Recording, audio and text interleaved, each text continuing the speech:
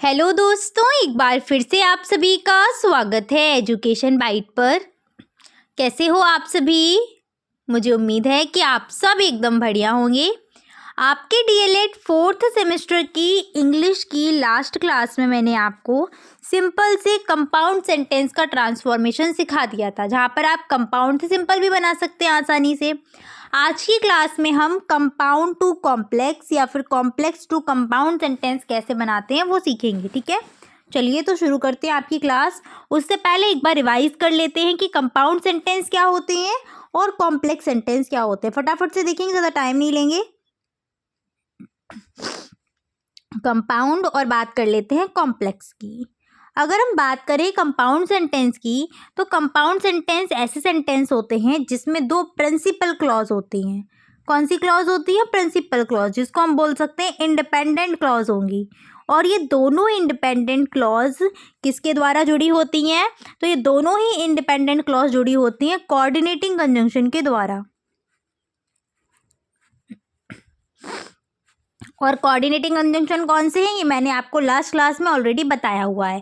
Fan boys, not only but also, otherwise, इन सब का यूज़ करते हैं। बात करते हैं कॉम्प्लेक्स सेंटेंस की। तो कॉम्प्लेक्स सेंटेंस ऐसे सेंटेंस होते हैं जिसमें एक इंडिपेंडेंट क्लॉज होती है और दूसरी होती है डिपेंडेंट क्लॉज। अगर इंडिपेंडेंट क्लॉज की बात करें तो इंडिपेंडेंट क्लॉज एक ऐसी क्लॉज होती है जिसको अपना पूरा मीनिंग देने के लिए किसी और क्लॉज की ज़रूरत नहीं पड़ेगी, वो अपना खुद का ही पूरा मीनिंग देगी। जैसे कोई भी आप ले सकते हैं सिंपल सेंटेंस, आपने देख पढ़े हुए हैं, जैसे राम रीड्स ए बुक। तो राम रीड्स ए बुक पूरी एक क्लॉज है, खुद पूरा मीनिंग दे रही है वो। डिपेंडेंट क्लॉज ऐसी क्लॉज होती हैं जिनको अपना मीनिंग देने के लिए, अपना पूरा अर्थ या अपनी बात बताने के लिए किसी दूसरी क्लॉज की भी ज़रूरत पड़ती है, दूसरी क्लॉज का भी सहारा लेती हैं, इसीलिए इनको हम बोलते हैं डिपेंडेंट क्लॉज।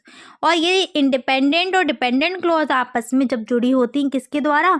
सबऑर्डिनेटिंग कंजंक्शन के द्वारा, तो ये बन जाते हैं हमारे कॉम्प्लेक्स सेंटेंस। ठीक है, कुछ इंपॉर्टेंट सबऑर्डिनेटिंग कंजंक्शन मैं यहाँ पर लिख देती हूँ आपके लिए, जिससे आपका रिवीजन रहे। दैट, इसके बाद इफ़ का यूज़ करेंगे तो साथ में कॉमा भी आगे लगाएंगे। अनलेस हो जाएगा, बिकॉज। ठीक है, बिकॉज का यूज़ भी करते हैं हम। इसके बाद WH फैमिली, जैसे वैन हो गया, वॉट, वेयर, विच, इनका यूज़ भी कर लेते हैं। और इसके बाद हम देन, लीस्ट, ये सारे के सारे आपके क्या हैं?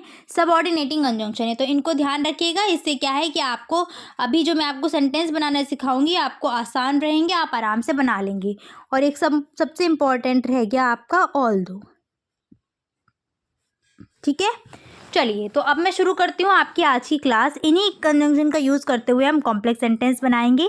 सबसे पहले आपका जो दिया है टाइप 1, उसमें ये बता रहे हैं कि जब आपका जो कंपाउंड सेंटेंस है और उस कंपाउंड सेंटेंस में बट, यट या स्टिल में से कुछ एक लगा हुआ मिल जाए, बट, यट या स्टिल में से कुछ एक लगा हुआ मिलेगा, तो कॉम्प्लेक्स बनाने के लिए कुछ नहीं करना है, बस ऑल्दो ऐड कर देना है और सेंटेंस सेम टू सेम वही रहेगा, कुछ भी चेंज नहीं करना है। जैसे पहला सेंटेंस पढ़िएगा, क्या है?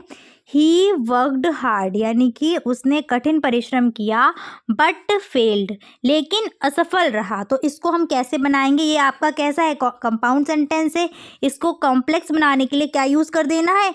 ऑल्दो का यूज़ कर देना है। लगा दीजिए ऑल्दो। ऑल्दो का मतलब होता है हालांकि या फिर यद्यपि। यद्यपि उसने कठिन परिश्रम किया। ट्रांसफॉर्मेशन का मतलब क्या होता है? ट्रांसफॉर्मेशन का मतलब है कि उस जो भी हम सेंटेंस का ट्रांसफॉर्मेशन करने जा रहे हैं उसका अर्थ ना बदले, मीनिंग वही रहे, बस कहने का तरीका बदल जाए। तो पहले सेंटेंस कंपाउंड था, अब सेंटेंस कॉम्प्लेक्स बन जाएगा लेकिन मीनिंग सेम देगा। तो ऑल्दो, इसके बाद पहला जो सेंटेंस था आपके पास पूरा का पूरा लिख दीजिएगा। ऑल्दो ही वर्कड हार्ड, उसने कठिन परिश्रम किया, फिर भी असफल रहा। फिर भी के लिए कॉमा लगाएंगे हम, और फिर भी वह असफल रहा। तो देखो फेल्ड हमारे पास वर्ब तो है, अब हम सब्जेक्ट यानी कि वह का यूज़ कर रहे हैं और यहाँ पर सब्जेक्ट सबसे पहले क्या दिया था? ही दिया था। तो यहाँ पर वही सब्जेक्ट उठाते हुए लगा दीजिएगा। क्या बन जाएगा? He failed. तो यहाँ पर आपका सेंटेंस बन गया, ये जो बना है कॉम्प्लेक्स सेंटेंस है। ऑल्दो ही वर्कड हार्ड, यद्यपि उसने कठिन परिश्रम किया फिर भी असफल रहा। और पहले वाले का मीनिंग क्या था, उसने कठिन परिश्रम किया लेकिन असफल रहा। सेम मीनिंग है, अर्थ सेम दे रहा है, बस कहने का तरीका बदल गया। सेम आपका सेकेंड सेंटेंस है, he is poor but honest, वह गरीब है लेकिन ईमानदार है। बट मिल गया ना। अब देखो कैसे बनाएंगे, ऑल्दो का यूज़ कर दो। ऑल्दो पूरा सेंटेंस, ही इज़ पुअर, यद्यपि वह गरीब है। फिर यट भी यूज़ कर सकते हो यहाँ पर, या कॉमा लगा दो, ही इज़ ऑनेस्ट। तो आपका सेंटेंस क्या बन जाएगा यहाँ पर, यद्यपि वह गरीब है फिर भी ईमानदार है। ये आपका बन गया कॉम्प्लेक्स सेंटेंस। ठीक है, ऑल दो या फिर दो में से कुछ एक भी लगा सकते हैं। उम्मीद है समझ में आया होगा। अब हम बढ़ते हैं आगे की तरफ। नेक्स्ट है आपका कंपाउंड सेंटेंस। जब कैसे हो, इम्परेटिव सेंटेंस हो, वहाँ पर एंड लगा हुआ मिले। कंपाउंड सेंटेंस जब इम्परेटिव हो, जैसे रन फास्ट, इम्परेटिव मिल रहा है ना स्टार्टिंग में। जब आपको इम्परेटिव मिल जाए तो वहाँ पर आप कैसे बनाएंगे, वहाँ पर कॉम्प्लेक्स बनाने के लिए इफ़ का यूज़ करेंगे। तो चलिए देखिए कैसे बनाते हैं। पहला सेंटेंस पढ़िएगा। सेंटेंस क्या है, रन फास्ट यानी कि तेज दौड़ो, एंड और you will catch the bus, और तुम बस को पकड़ लोगे। तो हम क्या बना सकते हैं इफ़ का यूज़ करके, यदि तुम तेज दौड़ोगे तो बस को पकड़ लोगे। सही बात है ना, सेम वही मीनिंग रहा, बस अब बस एक स्वरूप बदल गया, सेंटेंस का एक रूप बदल जाता है यहाँ पर। तो यहाँ पर हम इफ़ का यूज़ करेंगे, इफ़ यू रन फास्ट, यदि तुम तेज दौड़ोगे। ठीक है, इफ़ यू रन फास्ट, और बाकी पीछे का पूरा जैसा है वैसा का वैसा ही लिख दीजिएगा। You will catch the bus. ठीक है, you will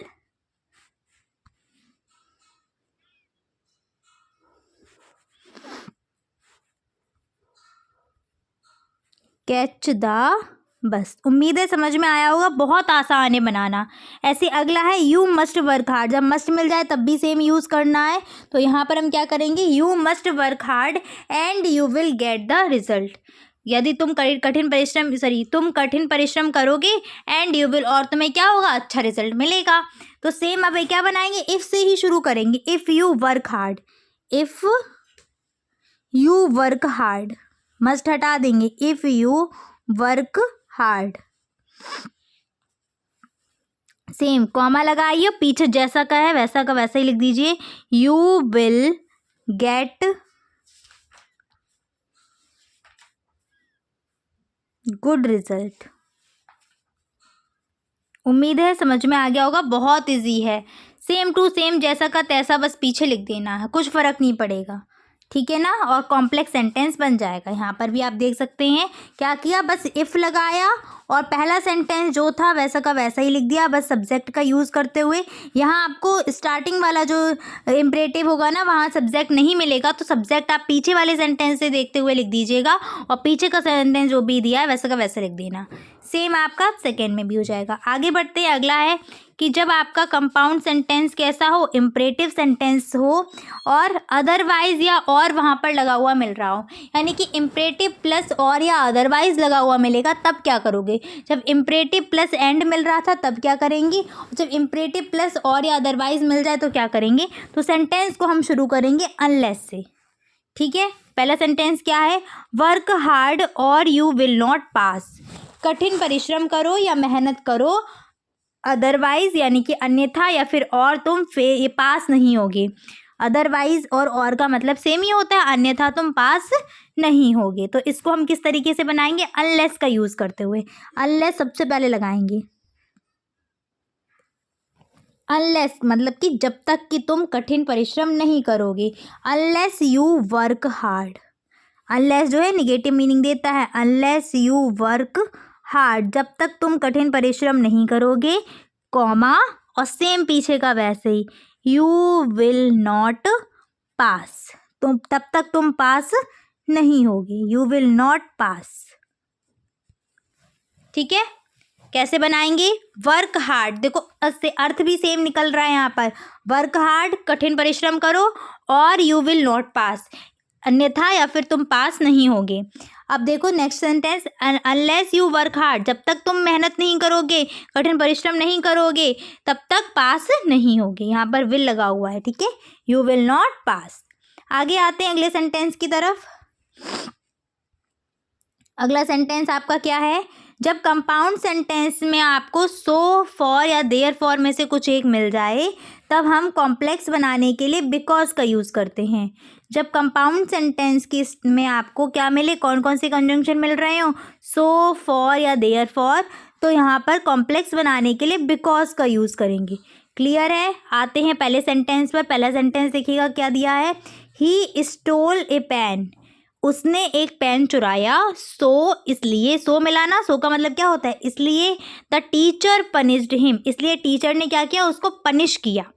he stole a pen, उसने एक पेन चुराया, सो, इसलिए, the teacher punished him, teacher ने उसको पनिश किया। तो यहीं पर हम बिकॉज का यूज़ करेंगे। और कहाँ बिकॉज का यूज़ कर देंगे, यहाँ पर, ठीक है, सो की जगह किसका यूज़ कर देंगे, बिकॉज का। तो सेंटेंस कैसे बनेगा, यहाँ पर कैसे बना सकते हैं, ही, और हाँ, बिकॉज का जब यूज़ करेंगे तो याद रखना पीछे वाला सेंटेंस आगे ले आएंगे, फिर बिकॉज और फिर आगे वाला सेंटेंस। तो कैसे बनेगा, the teacher punished him, teacher ने पनिश किया, टीचर ने उसको पनिश किया, बिकॉज, क्योंकि, ही स्टोल अ पेन, उसने एक पेन चुराया। ठीक है ना। पीछे वाला सेंटेंस उठा करके सबसे पहले लिखो, क्या लिखा जाएगा, the teacher punished him, teacher ने उसको पनिश किया, उसको पनिश किया, क्योंकि,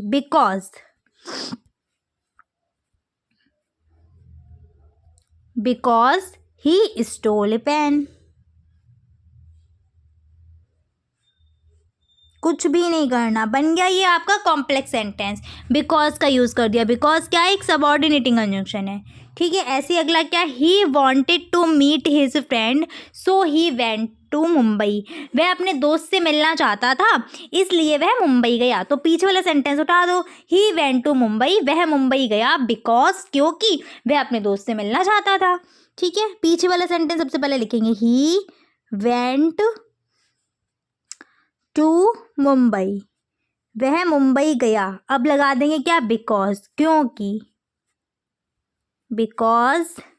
इसके बाद नेक्स्ट वही पीछे वाला आगे वाला sentence, he wanted to meet his friend, जैसे का तैसा उठा के लिख दीजिएगा, he wanted to meet his friend. Clear है, समझ में आ गया ना। सो यहाँ पर मिला था, देखते ही क्या लगा देंगे, बिकॉज का यूज़ कर देंगे। उम्मीद है क्लियर हो गई होंगी चीज़ें, आसान लगा होगा। ये जो आपका सेंटेंस था ऊपर वाला कैसा था, कंपाउंड था, और जो नीचे बन करके तैयार हुआ वो कैसा सेंटेंस है, कॉम्प्लेक्स सेंटेंस है।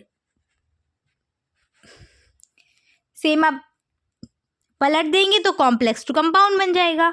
आगे आते हैं, लास्ट टाइप है आज का आपका, कंपाउंड सेंटेंस में जब एंड आ रहा हो और कॉम्प्लेक्स में बदलने के लिए वहाँ पर हम व्हेन या फिर एज सून एज का यूज़ करते हैं। फर्स्ट सेंटेंस देखिएगा, the Hunter saw the tiger and he ran away. ये मैंने आपको सिंपल से कंपाउंड बनाने भी सिखाया था इसका। ठीक है। हंटर ने, शिकारी ने टाइगर को देखा और वह भाग गया। तो अब हम इसका कॉम्प्लेक्स कैसे बनाएंगे, यहीं पर शुरू में वैन लगा दें। जैसे ही शिकारी ने चीते को देखा वैसे ही वो क्या हो गया, भाग गया। तो वैन या फिर जब लगा देंगे, वैन, जब शिकारी ने टाइगर देखा, when the Hunter saw tiger, when the Hunter saw tiger,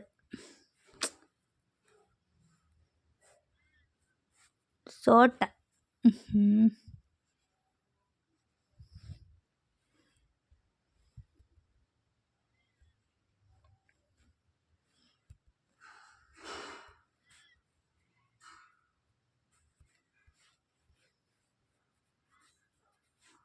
when the Hunter saw tiger, comma लगाओ, जब शिकारी ने चीता देखा वैसे ही भाग गया।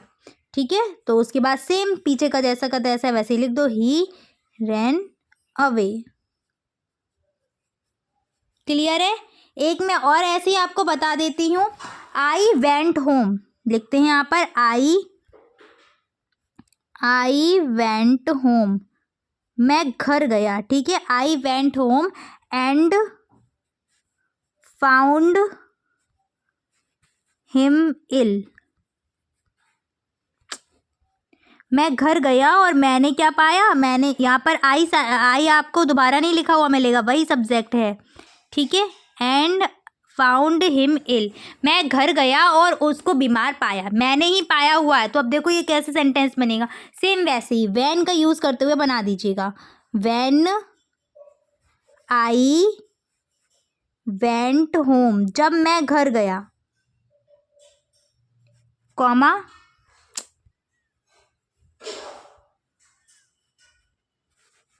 आई, सब्जेक्ट अब लगाना पड़ेगा, ठीक है, कॉमा लगा दिया, अब सब्जेक्ट लगाना पड़ेगा। आई फाउंड हिम इल, और सब्जेक्ट कहीं और से नहीं लाना, सब्जेक्ट जो पहले से आपका दिया गया वही लगा देना है।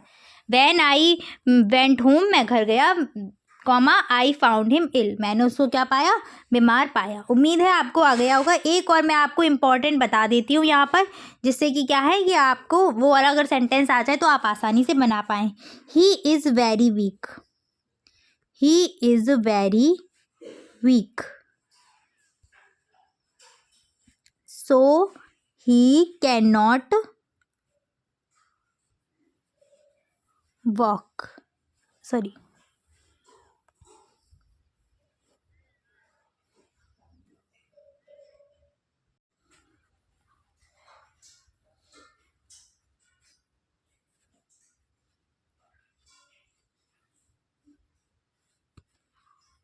ठीक है। वह बहुत कमज़ोर है इसलिए वह चल नहीं सकता। कैसा सेंटेंस है, सो देखते ही पहचान गया। अब देखो कैसे पहचानना है, एक आपका ये रहा क्लॉज और एक रही ये क्लॉज, दोनों क्लॉज किससे जॉइंट है, सो से जॉइंट है, और सो आपका होता है कोऑर्डिनेटिंग कंजंक्शन। तो ये कैसा सेंटेंस होगा, कंपाउंड सेंटेंस होगा। अब इसको जब हम कॉम्प्लेक्स बनाएंगे तो क्या यूज़ करेंगे यहाँ पर, तब यहाँ पर हमें बस कंजंक्शन चेंज करना होगा, सो की जगह हमें कुछ और लगाना होगा, ठीक है ना। तो हम इसको इस तरीके से बना सकते हैं कि ही इज़ सो वीक, वह इतना कमज़ोर है। यहाँ पर सो इसलिए का नहीं, सो इतना का मीनिंग दे रहा है, वह इतना कमज़ोर है, ठीक है, या वह बहुत कमज़ोर है। दैट, कि चल नहीं सकता, दैट का यूज़ कर दिया, that he can not walk. तो उम्मीद है आप ये समझ गए होंगे।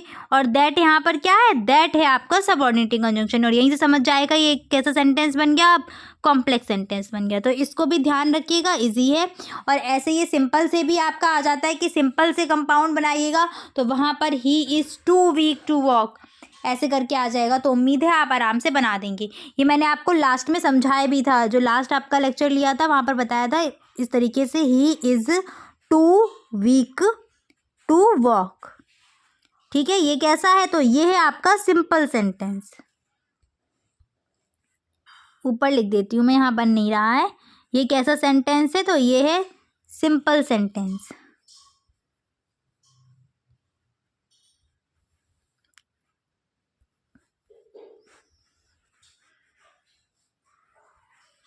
क्लियर है ना। चलो तो फिर आज इतना ही रखते हैं, मिलेंगे फिर आपकी अगली क्लास में। Thanks for watching and please like share and subscribe my channel. Bye bye, take care.